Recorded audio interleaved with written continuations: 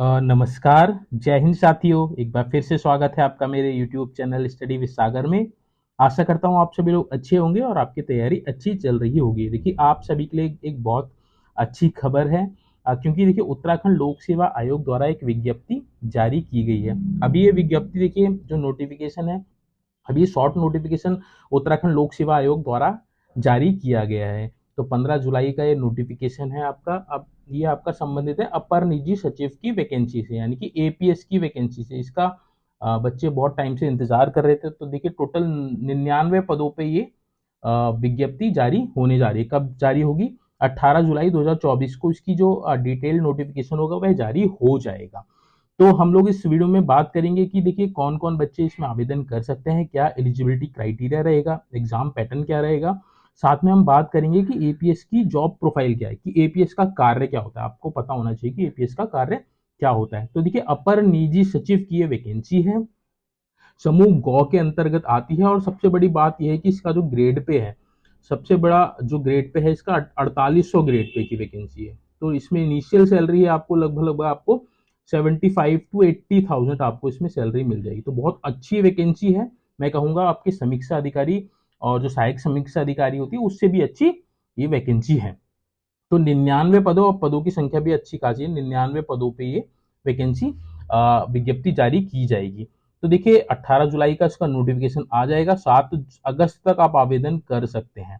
7 अगस्त ही आपकी जो शुल्क जमा करने की जो तिथि है, अंतिम तिथि भी आपकी 7 जुलाई की। अब हम बात करते हैं कि इसमें कौन कौन इसमें आवेदन कर सकता है। तो आवेदन करने के लिए देखिए, आपकी उम्र 21 से 42 वर्ष की होनी चाहिए। ये हो गई एज की बात। एज आपकी 21 से 42 वर्ष होनी चाहिए। क्वालिफिकेशन की बात करूं तो इसमें आपका ग्रेजुएशन होना चाहिए। ग्रेजुएशन आपका जरूरी है। और प्लस आपके पास एक साल का, यानी कि 1 ईयर का कंप्यूटर डिप्लोमा होना आपके पास जरूरी है। तो कंप्यूटर का जो प्रमाण पत्र है, कंप्यूटर 1 साल का कंप्यूटर सर्टिफिकेट या फिर डिप्लोमा आपके पास होना चाहिए, तभी आप इसमें आवेदन कर सकते हैं। या मैं आपको लगा रहा हूँ, जो ग्रेजुएशन है किसी भी सब्जेक्ट्स में और 1 साल का आपके पास कंप्यूटर डिप्लोमा या कंप्यूटर सर्टिफिकेट, तब आप आवेदन कर सके। या फिर जिसने कंप्यूटर से बीटेक कर रखा है या फिर बीएससी आईटी कर रखा है, बीएससी आईटी वाले भी आवेदन कर सके। बीटेक कंप्यूटर साइंस भी वाले भी आवेदन कर सकते हैं। या फिर जिसने भी ग्रेजुएशन कर रखा है कंप्यूटर में, वह इसमें आवेदन कर सकता है। तो दो चीज हो गई, एक तो ग्रेजुएशन प्लस 1 साल का सर्टिफिकेट, कंप्यूटर सर्टिफिकेट, या फिर बीएससी आईटी, बीटेक आईटी या कंप्यूटर साइंस में अगर आपने ग्रेजुएशन कर रखा है, तब आप इसमें आवेदन कर सकते हैं। तो एज की बात हो गई, क्वालिफिकेशन की बात हो गई। अब बात करते हैं कि जरूरी चीजें इसमें क्या है। देखिए, अगर आप आवेदन कर रहे हैं तो आपका इसमें जब आप आवेदन कर देंगे तो उसके बाद देखिए, इसमें आपका रिटर्न एग्जाम होगा। रिटर्न एग्जाम में आपके देखिए 2 पेपर होंगे। पहले पेपर में आपका इसमें जीएस होगा, यानी कि सामान्य अध्ययन का आपका एक पेपर होगा। दूसरा जो पेपर होगा आपका निबंध का होगा। दूसरा पेपर आपका निबंध का होगा, ये आपका 2 घंटे का होगा। ये आपका 3 घंटे का पेपर होगा। तो 2 पेपर इसमें आपके होने वाले हैं। उसके बाद आपका स्किल टेस्ट होगा। स्किल टेस्ट में क्या क्या होना है उसको हम लोग यहाँ पे देख लेते हैं, वो बहुत ज्यादा जरूरी है। स्किल टेस्ट में देखिए, आंसू लेखन आपने सुना होगा, जिसको स्टेनो भी बोलते हैं। तो स्टेनो इसमें आपको आनी चाहिए। स्टेनो का टेस्ट होगा और टाइपिंग टेस्ट होगा आपका। टाइपिंग टेस्ट होगा इसमें आपका। स्टेनो में देखिए, इसमें आपकी 80 की स्पीड आपसे मांगी गई है। और टाइपिंग में आपका आपका 8000 की डिप्रेशन आपका मांगी गई है। तो स्टेनो भी आपको आनी चाहिए और टाइपिंग भी आपको आनी चाहिए, तभी आप इसमें आवेदन कीजिएगा। देखिए, टाइपिंग टेस्ट तो ठीक है, बट स्टेनो आपको आनी जरूरी है। टाइपिंग टेस्ट तो आप सीख सकते हैं जल्दी में, बट स्टेनो इतनी जल्दी आप नहीं सीख सकते, इसमें टाइम लगता है। तो आपको स्टेनो भी आनी चाहिए और टाइपिंग भी आनी चाहिए, तभी आप इसमें आप अप्लाई कीजिएगा। अदरवाइज वो नहीं, कोई फायदा नहीं होगा। आपको स्टेनो आनी ही चाहिए आपको। तो ये था आपका देखिए एग्जाम और स्किल टेस्ट। अब मैं बात करता हूँ इसकी जॉब प्रोफाइल के बारे में।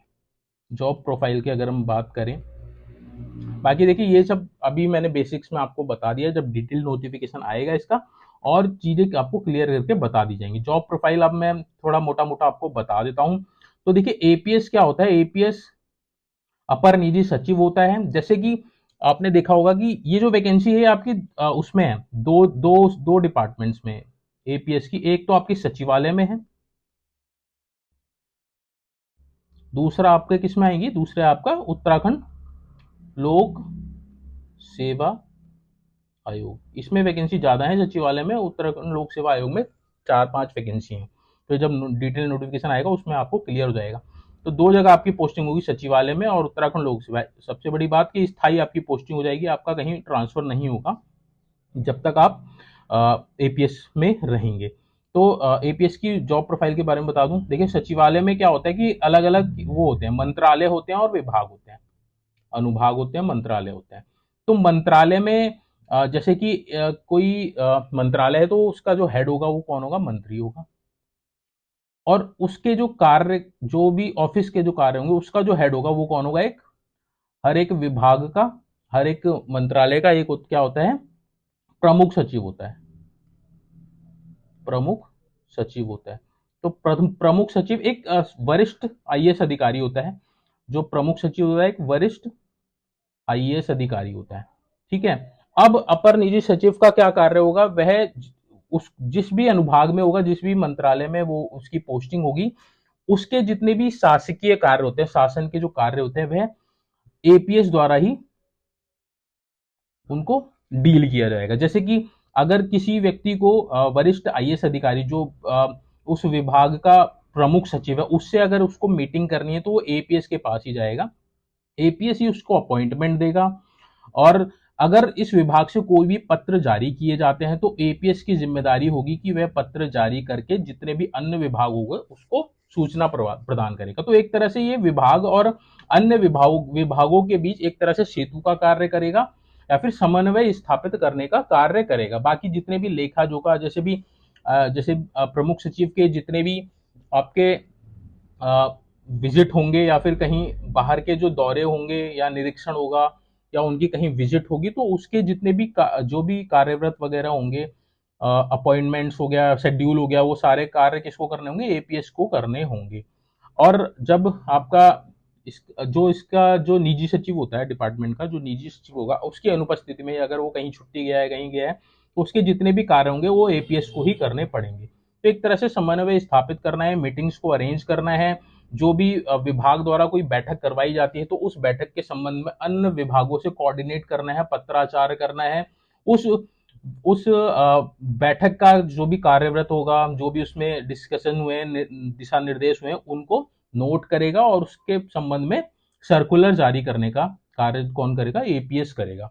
बाकी जो विभाग है, विभाग के जो मंत्री होंगे और जो हमारे जो जो डिपार्टमेंट के जो अधिकारी होंगे, उनके बीच जो समन्वय स्थापित करने का काम भी एपीएस का ही होने वाला है। तो बहुत अच्छी जॉब है, 4800 ग्रेड की जॉब है, अच्छी खासी इसमें आपको सैलरी मिल जाएगी। अब इसकी अगर हम प्रमोशन की बात करें तो देखिए, आप सबसे पहले जब अपॉइंट होंगे तो एपीएस बनेंगे। एपीएस का जो ग्रेड पे रहेगा 4800 ग्रेड पे आपका रहने वाला है। उसके बाद जब आपका प्रमोशन होगा तो आप क्या बनेंगे, उसके बाद आप निजी सचिव बनेंगे। उसके बाद आप बनेंगे निजी सचिव। निजी सचिव का ग्रेड पे कितना होता है, 5400 होता है। अब निजी सचिव ग्रेड के बाद जब आप जब प्रमोट होंगे तो निजी सचिव ग्रेड 2 पे आप जाएंगे। पहले आप ग्रेड 1 पे रहेंगे, उसके बाद ग्रेड 2 पे जाएंगे। उसमें आपका जो ग्रेड रहेगा वो 6600 रहेगा। उसके बाद आप निजी सचिव 2 पे जाएंगे, निजी 3 पे जाएंगे, निजी सचिव 4 पे जाएंगे। और आप जितनी जल्दी अगर एपीएस की जॉब में आप पहुंच गए तो उससे उससे फायदा ये हुआ कि आप किसी एक विभाग के एक आप सचिव तक भी पहुंच सकते हैं, सचिव तक भी आप इजीली पहुंच सकते हैं अगर आप जल्दी एपीएस बन गए तो ये थी, देखिए आप एक शॉर्ट डिटेल जो आपकी एपीएससी की वैकेंसी आई है। बाकी जो डिटेल नोटिफिकेशन जब आएगा उसके बारे में हम लोग और डिस्कस करेंगे कि क्या आपका सिलेबस रहेगा, कैसे कैसे आपको प्रोसीजर क्या रहेगा सिलेक्शन का। तो ये अभी हम फिलहाल हम लोगों ने एक शॉर्ट में बता दिया आपको। अगर आपका कोई डाउट है तो प्लीज कमेंट बॉक्स में मेंशन कीजिएगा, मैं कोशिश करूंगा आपका डाउट क्लियर कर सकूं। Thank you so much for watching this video.